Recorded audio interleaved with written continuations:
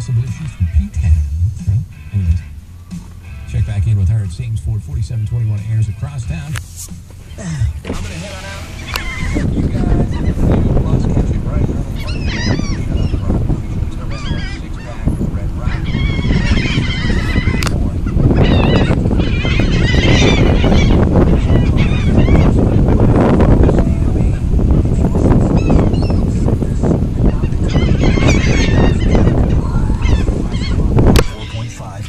Some relief. It's called the Shut Up and Rock Morning Show. I tried adding some vodka to my coffee, but the DUIs were just really adding up. And will make your morning sickness a thing of the past. I'm not drinking until at least noon now.